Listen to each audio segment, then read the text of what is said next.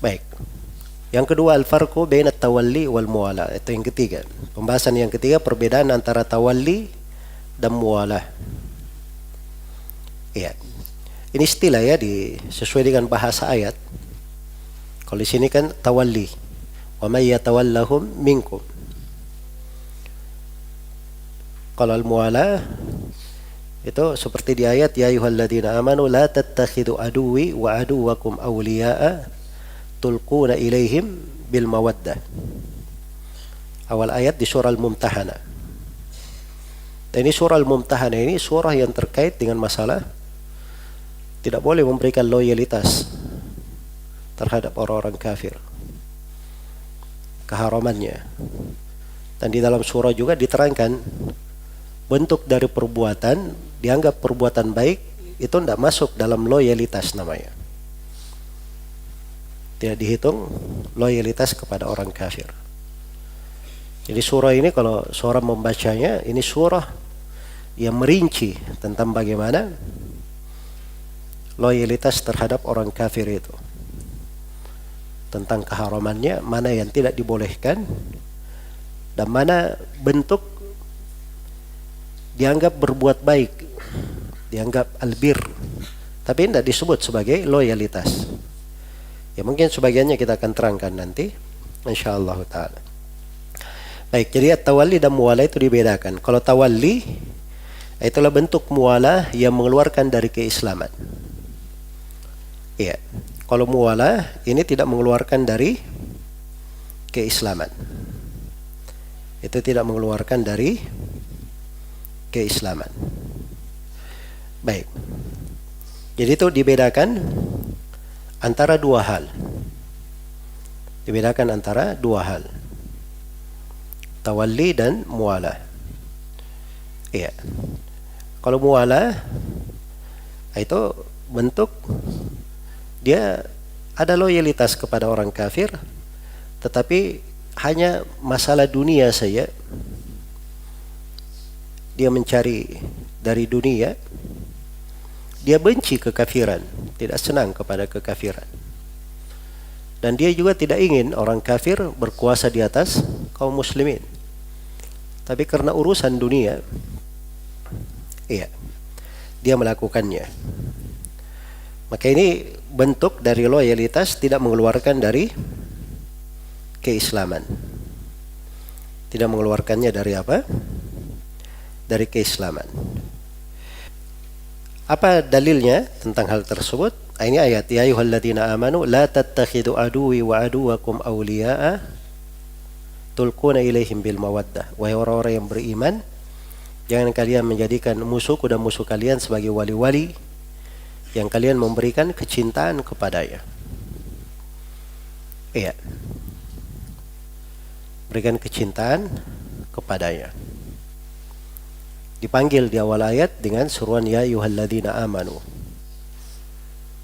Jadi secara umum masih masuk dalam hitungan orang-orang yang beriman. Padahal dia sudah melakukan perbuatan memberi loyalitas. Jelas ya? Beda di ayat surah Al-Maidah. Kalau surah Al-Maidah itu tawalli ditegaskan wa may yatawallahum minkum fa innahu minhum. Sudah diterangkan hukumnya sama dengan hukum Yahudi dan Nasara. Kalau di sini di awal ayat surah Al-Mumtahanah dipanggil dengan ya ayyuhalladzina amanu. Padahal itu sudah terjadi. Iya. Baik. Dan ini kisah ya, memiliki kisah dimaklumi terkait dengan kisah sahabat yang mulia Hatib bin Abi Balta'ah radhiyallahu ta'ala anhu. Iya. Karena ini ayat yang pertama dari surah Al-Mumtahanah, para ulama ahli tafsir semuanya sepakat bahwa itu terkait dengan kondisi Hatib bin Abi Balta'ah yang menulis surat kepada orang-orang kafir Quraisy. Jadi sebab turunnya adalah kisah Hatib bin Abi Balta'ah ini. Jelas ya? Itu ada dalam hadits Ibnu Abbas, riwayat Al-Hakim terkait dengan ayat ini turun karena kisah Hatib. Dan kisah Hatib itu sendiri ada dalam riwayat Bukhari dan Muslim. ada dalam riwayat Bukhari dan Muslim. Jadi disebutkan dalam riwayat Bukhari dan Muslim dari Ali bin Abi Thalib radhiyallahu taala anhu. Ali bin Abi Thalib berkata, saya diutus oleh Rasulullah sallallahu alaihi wasallam. Saya, Az-Zubair ibn al-Awwam dan Al-Miqdad ibn al-Aswad, 3 orang. Iya. Kata Nabi, intaliqu hatta ta'tu Rawdat Khakh. Pergilah sampai kamu datangi taman sebuah tempat namanya Khakh. Fa inna biha ta'inatan ma'aha kitabun fakhuduhu. Karena di situ ada seorang perempuan yang dia ini membawa sebuah tulisan, maka ambillah tulisan itu darinya. Singkat ceritanya, Ali dan 2 kawannya, Az-Zubair dan Al-Miqdad, keluar ke arah perintah Nabi sallallahu alaihi wasallam. Iya. Dan singkatnya dia dapat surat itu. Ternyata di dalam surat itu isinya, min Hatib bin Abi Balta'ah ila unasin minal musyrikina mimman bi Makkah. Dari Hatib bin Abi Balta'ah kepada sekelompok orang dari kaum musyrikin berada di Mekah. Itu isinya. Dan dia beritahu sebagian perkara Nabi sallallahu alaihi wasallam, dia bocorkan sebagian berita Nabi kepada kaum musyrikin. Rasulullah memanggil Hatib. Dia tanya, "Ma hada ya Hatib?" Ada apa dengan ini wahai Hatib? Ini terdapat bahwa kalau perkara itu mengandung kemungkinan, itu harus ditanyai orangnya. Apa maksudnya? Jelas ya? Ditanyai orangnya. Kalau dia mengandung kemungkinan. Ini memang masalah mengandung kemungkinan. Tapi ini tidak setiap masalah itu ditanyai oleh Nabi, kenapa seperti itu? Karena itu kalau ada yang membawakan hadits ini, dia kasih dalil umum bahwa setiap sesuatu itu harus orang itu diajak bicara dulu. Ya, dia dikonfirmasi. Ini pendalilan bukan pada tempatnya. Sudah berlalu kita pembahasan apa? Istihza. Ketika dia melakukan istihza, langsung dikatakan la ta'tadiru qad kafartum ba'da imanikum. Tidak dipanggil orang itu, ditanya, kamu maksudmu apa, kenapa? Sebab itu beda masalahnya. Jelas ya? Jadi tidak semua masalah itu diperinci. Ini memang diperinci sebab ini perlu rincian. Harus ditahu apa maksudnya dia menulis. Makanya dia tanya, apa ini wahai Hatib? Hatib berkata, la ta'jal alayya Rasulullah. Jangan kamu tergesa-gesa terhadap saya wahai Rasulullah. Ini di dalil ini juga dipakai oleh sebagian hizbiyin di masa sekarang ya, bikin kaidah-kaidah baru. Katanya kamu itu kalau memperingatkan, mentahdir orang, orangnya dinasihati dulu. Ya, dalilnya ini. Baik, kalau dia berdalil dengan ini, kasih saja ayat di surah Taubah itu tadi. Itu langsung divonis kafir, tidak ditanyai tentang apa yang dia lakukan. Maka orang yang seperti ini akan bingung nanti dengan pendalilan-pendalilan, sebab dia tidak bisa menempatkan sesuatu pada tempatnya. Itu masalahnya. Jelas ya? Ya, kalau ada orang yang berbicara di depan umum, tersebar di sana sini, disaksikan oleh manusia, lalu ada yang meluruskan kesalahan tersebut, kemudian dikatakan, ini kamu harusnya jangan luruskan depan umum, nasihati orangnya secara pribadi. Ini tidak masuk akal hal yang seperti itu. Jelas ya? Kebatilannya tersebar di mana-mana, agama Allah terinjak-injak dengan kekeliruan yang dia buat, lalu tidak boleh memperbaikinya depan umum, harus menasihatinya secara pribadi. Ya, mana akhlaknya kepada Allah? Ini hanya dia pikir seakan-akan itu akhlak yang bagus di tengah manusia. Ini keliru ya di dalam menempatkan masalah. Tidak benar cara penempatannya. Jadi Hatib berkata, jangan tergesa-gesa terhadap saya wahai Rasulullah. Hatib cerita apa sebabnya. Kata beliau ini, kuntum ra'an min Quraisy walam akun min anfusihim. Saya ini orang dari Quraisy. Maksudnya di tengah mereka, tapi bukan dari orang-orang penduduk Mekah yang punya kekuatan di sana. Wa kana mimman ma'aka minal hajirina lahum qurabat yahmuna biha ahlihim wa amwalahum bi Makkah. Dan di antara para sahabatmu yang berhijrah di sini, mereka di sana memiliki kerabat-kerabat. Kerabat mereka ini bisa melindungi keluarganya, bisa melindungi harta-harta mereka di sana. Ya.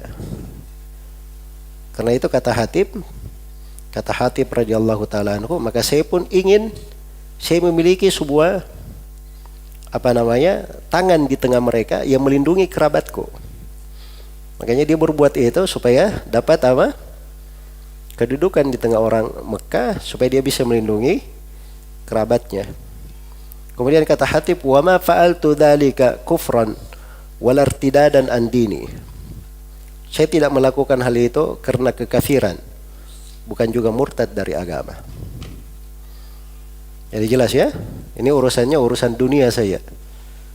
Ingin dapat perlindungan dari orang kafir untuk kerabatnya yang berada di Mekah. Maka Nabi berkata, innahu sadaqakum. Hatib ini telah berucap jujur kepada kalian. Maka Umar berkata, "Da'ni ya Rasulullah, adribu unuqah." Ya Rasulullah, biarkan saya penggal lehernya. Ya, kata Nabi, innahu syahida badran. Hatib ini orang yang hadir di perang Badar. Wa ma yudrika la'alla Allah ittala ala ahli Badr faqala i'malu ma syi'tum faqad kafartu lakum. Ya, tidakkah kamu tahu bahwa Allah telah melihat kepada penduduk orang yang hadir di perang Badar? Kemudian Allah firman, lakukanlah segala sesuatu apa yang kalian inginkan, aku telah ampuni untuk kalian. Baik. Jadi sisi pendalilannya, Hatib ini berbuat sesuatu itu kaitannya dengan masalah apa? Dunia saya. Ini bentuk mualah namanya. Ini bukan tawalli. Jelas ya, karena itu ayat masih dipanggil dengan panggilan ya ayyuhalladzina amanu, wahai orang-orang yang beriman. Masih dipanggil dengan panggilan wahai orang-orang yang beriman.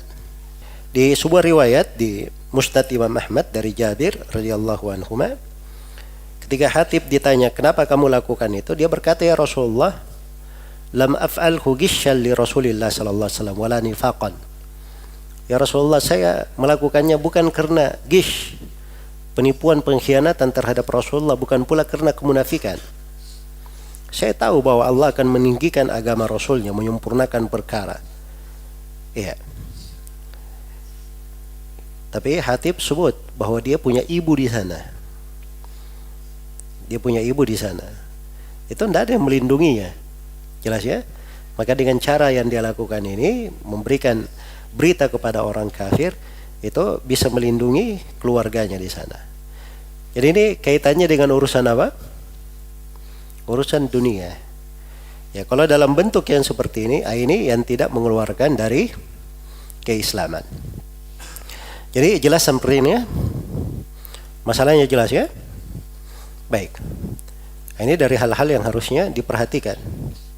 Karena itu jangan setiap kali ada masalah terkait dengan membantu orang kafir langsung dihukum, ini artinya dia keluar dari Islam. Iya. Seperti orang-orang rame-rame kemarin masalah pencalonan gubernur misalnya dari orang kafir. Siapa yang ridho akan hal tersebut, berarti dia apa?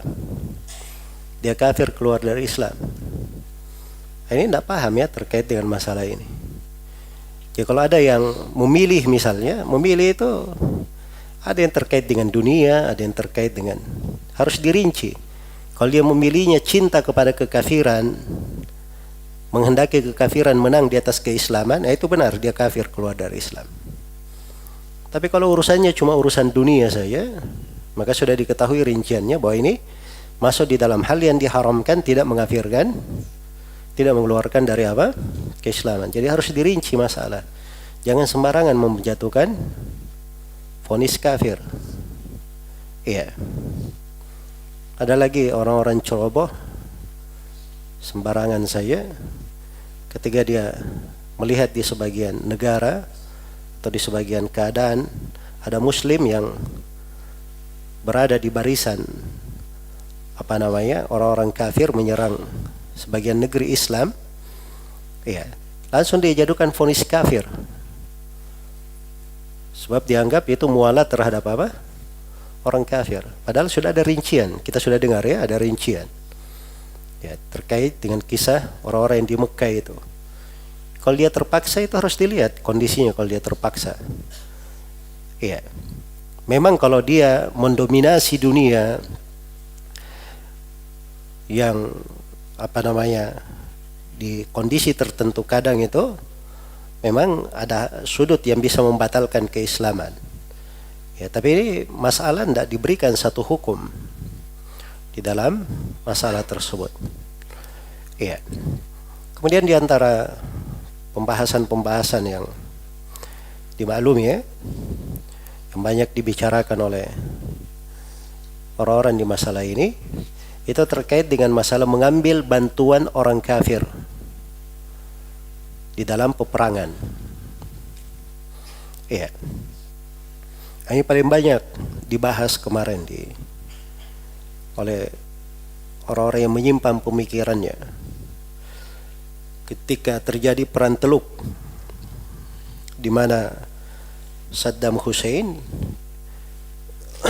Al-Ba'athi Al-Mulhid, ketika dia menyerang Teluk, maka waktu itu sekutu yang berada di Teluk, Saudi Arabia, Kuwait dan lainnya itu mengambil bantuan Amerika untuk menghadapi Saddam Hussein ini. Ini mereka ini seperti Salman Al-Auda, Safar Hawali, ya, dan kawan-kawannya itu menganggap itu adalah hal yang diharamkan. Bahkan ada yang berlebihan. Bahasa-bahasa yang menunjukkan itu adalah perbuatan yang mengkafirkan. Dan ini keliru ya di dalam hal yang seperti ini. Pembahasan mengambil bantuan orang kafir dalam peperangan itu ada di pembahasan fikih disebutkan. Memang betul ada dua pendapat. Ya. Dan pendapat yang lebih kuat itu dibolehkan kalau memang ada maslahat untuk umat Islam. Bukan cinta kekafiran terhadap keislaman, tetapi memanfaatkan orang kafir di dalam sebuah sebuah kemaslahatan. Jadi ini beda pembahasannya. Jelas ya? Nah itu dimanfaatkan sesuai dengan keperluan saya. Karena itu para ulama di masa itu, Syekh bin Baz, dan saya tidak mengetahui ada seorang pun dari ulama Saudi yang mu'tabar memberi fatwa menyelisih itu. Mereka memberi fatwa boleh pemerintah Saudi mengambil bantuan Amerika untuk menghadapi Saddam waktu itu. Ya, dan terjadi apa yang terjadi? Orang yang melampaui batas ini, kesewenang-wenangannya terhenti, ya, dan menjadi aman Teluk waktu itu. Ya, orang kafirnya kembali ke tempatnya masing-masing. Selesai masalah. Jelas ya? Nah, ini memang pendapat itu kalau dibangun di atas ilmu, ya selalu hasilnya bagus. Nah, mulai pada masa itu kelihatanlah orang-orang yang rupanya mereka ini pengamat-pengamat politik yang kampungan. Ya. Menebak sesuatu dianggap begini padahal sebenarnya tidak seperti itu. Karena cuma main tebak-tebak saya. Jelas ya? Karena itu di dalam dakwah salafiyah itu tidak ada orang yang menyibukkan dirinya dengan urusan politik. Mereka sibuk dengan dalil-dalil syar'i, hukum-hukum syar'i. Ya, menekuni hal tersebut itu adalah hal yang paling baik. Baik. Jadi secara umum ya ini pembahasan-pembahasan terkait dengan masalah pembatal keislaman yang ke-8. Iya. Kemudian dikatakan di sini yang terakhir wujubut tanasur wa ta'adud bainal muslimin. kewajiban saling menolong dan saling menopang di antara kaum muslimin. Ini dipetik ya dari pembahasan kebalikannya. Ya. Karena orang-orang yang beriman itu disifatkan dalam Al-Quran, walladzina wal mu'minuna wal mu'minatu ba'duhum awliya'u ba'd. Laki-laki dan perempuan yang beriman itu sebagian dari mereka adalah wali terhadap sebagian yang lain. Iya. Kenapa dilarang loyalitas terhadap orang kafir, membantu mereka? Karena memang asalnya itu saling cinta mencintai, sayang menyayangi, saling tolong menolong di tengah kaum muslimin. Wa ta'awanu 'alal birri wat taqwa. Tolong menolonglah kalian di atas kebajikan dan ketakwaan. Dan Rasulullah sallallahu alaihi wasallam bersabda, "Al-mu'minu lil mu'min kal bunyan, yashuddu ba'dahu ba'dha." Seorang mukmin terhadap mukmin yang lainnya itu seperti bangunan, sebagiannya menguatkan sebagian yang lain. Itu hadits Abu Musa al-Asy'ari riwayat Bukhari dan Muslim.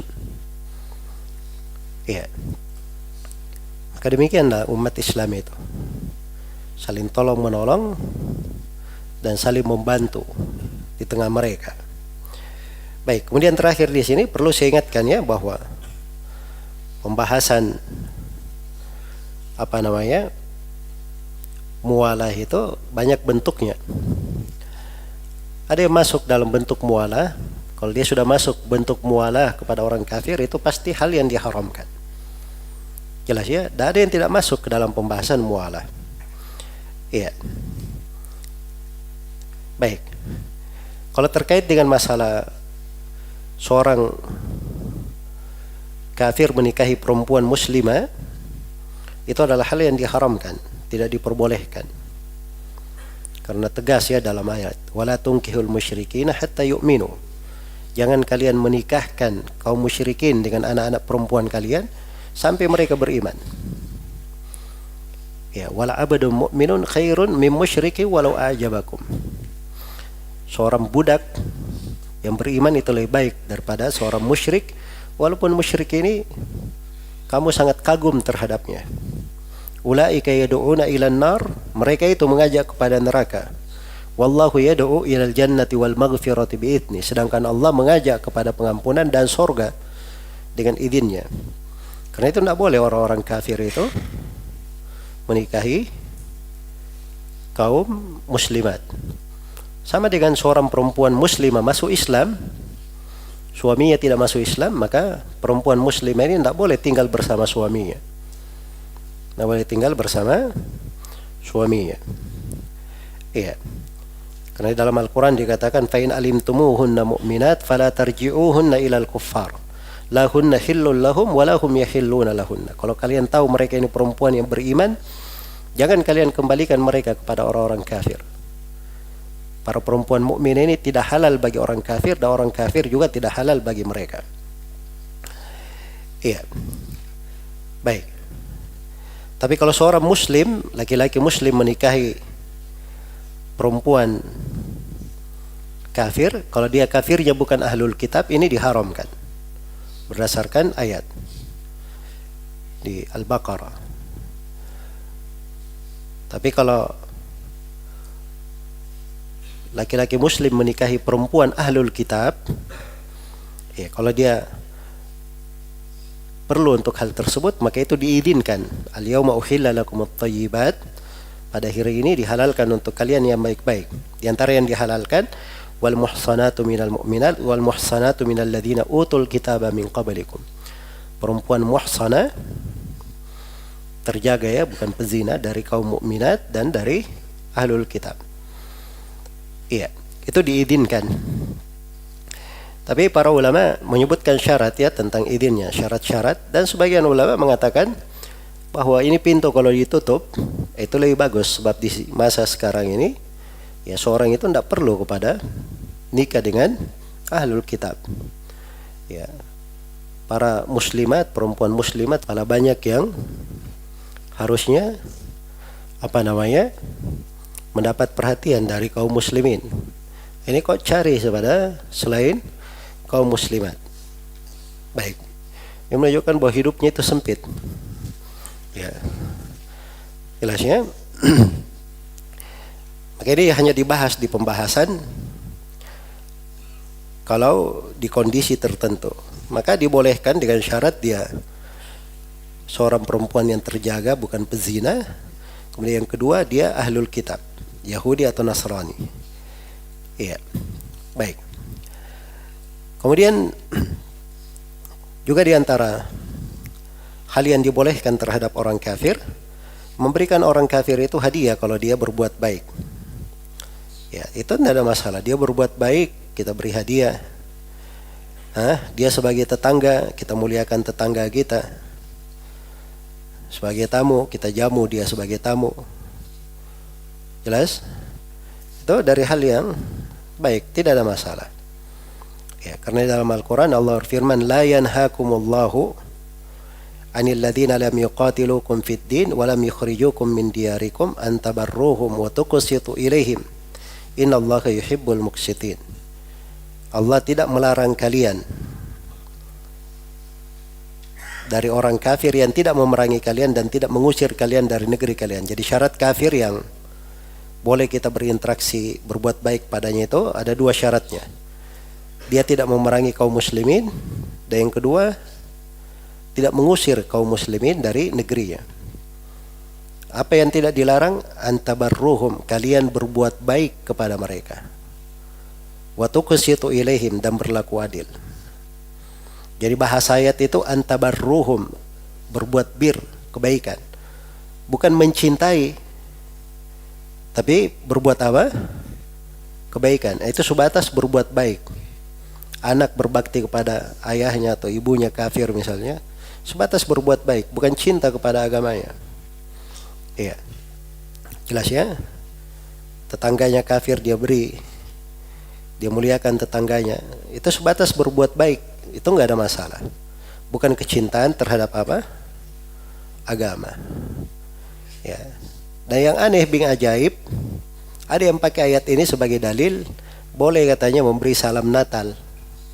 Karena kita tidak dilarang, dan dari bentuk berbuat baik memberi apa? Salam Natal. Nah, ini termasuk orang-orang yang menyimpang akal dan pemikirannya. Iya. Jelas ya? Ayat ini bahasanya tabarruhum, berbuat baik, bukan memberi loyalitas. Dibedakan bahasanya. Terus yang kedua, kalau dia memberi salam Natal, itu artinya apa? Artinya diakui bahwa ya selamat, Nabi Isa itu adalah anak Allah. Nabi Isa itu adalah satu dari yang tiga. Nabi Isa adalah Allah, itu kan tiga keyakinan orang-orang Nasara. Ya, tapi yang tidak diakui bahwa tanggal 25 Desember itu adalah kelahiran Nabi Isa, hari perayaan mereka. Banyak macam dari simbol agama diakui di situ. Itu bukan lagi pembahasan berbuat baik, itu pembahasan loyalitas namanya. Karena itu tidak ada silam pendapat di kalangan ulama bahwa memberi salam terhadap orang kafir di perayaan agama mereka itu adalah haram menurut kesepakatan ulama. Ya. Jadi kalau ada di belakangan ini yang mengatakan tidak ada larangan atau boleh, ya ini asalnya orang-orang menyimpang, keluar dari kesepakatan.